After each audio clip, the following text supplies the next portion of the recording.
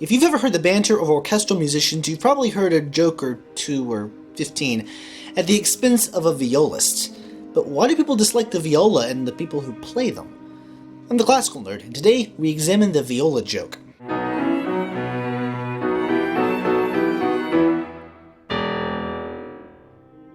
In order to understand the stigma of the viola, we must first understand how the viola fits into the orchestra.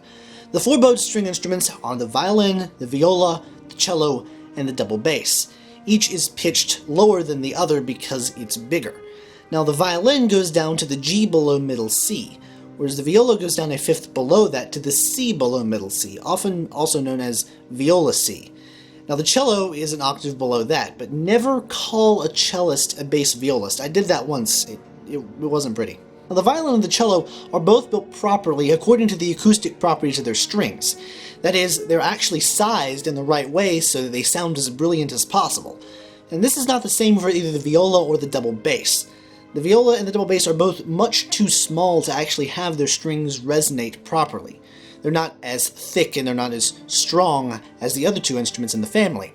But the double bass gets a pass because A, it's so low, B, it used to just double, historically speaking, whatever the cellos were doing, and C, it's not actually a violin, it's a member of the viol family, the last surviving one in the orchestra. Viola is also a very hard instrument to play because of this fact. It has to be longer because it needs to be more resonant, but if it gets too long, you can't play it like a violin. It has to be played more like a cello. The reach needed for the instrument's length also means that it's not as easy to play as gracefully or as fluently as a violinist would. Violists really have to work harder at it. And not only that, but because the strings are pitched lower than the violin, you actually have to wait a little bit longer, just a few milliseconds longer after you start bowing the note before you start to hear it. All of this contributes to a significantly less brilliant sound. Since the viola is situated right smack dab in the middle of things, when you're talking about orchestral string parts, it historically has not gotten any prominent roles. Franz Joseph Haydn was the exception rather than the norm, and in fact he liked to point out his prominence in writing good, interesting viola lines. But this wasn't always the case, and he was still the exception. The melody would be given to the first violins, the underlying root of the harmony would be given to the cellos and the basses, and the viola and the second violins would just be filling in the middle notes. But even as composers started writing more and more interesting second violin parts, the viola was still left by the wayside. Bach and Mozart were both violinists, which means they were both violists, because most musicians knew how to play the violin, and most violinists knew how to play the viola. Thus, the viola was a very common but secondary instrument. Because so many orchestral musicians of the era had some sort of familiarity with the viola section was filled with, to quote Richard Wagner, decrepit wind players who were at one time acquainted with the violin. Now, Wagner was wrong about a great many things, but his assessment of this situation isn't far from accuracy. Because the viola was still most commonly used as filler in orchestra music, and wasn't considered prominent or brilliant enough for solos and chamber music, full-time violists typically weren't that good. In the 20th century, as it always seems to do, things began to change.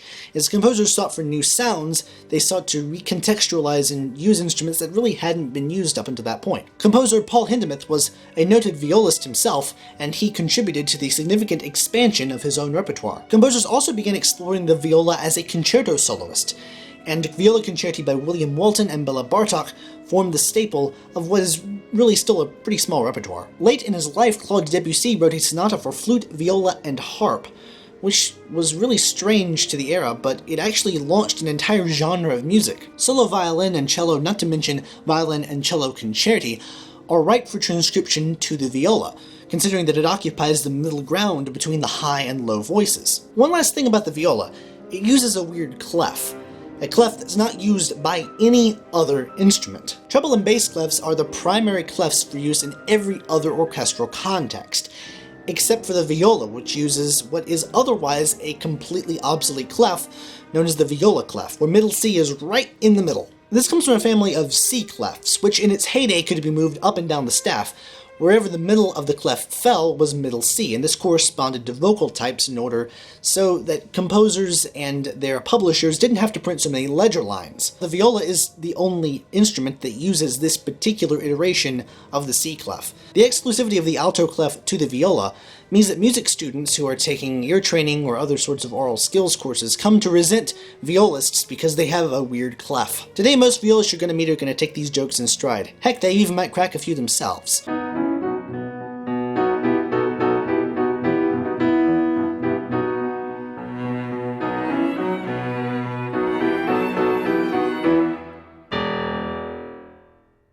What's the difference between a violin and a viola? The viola burns longer.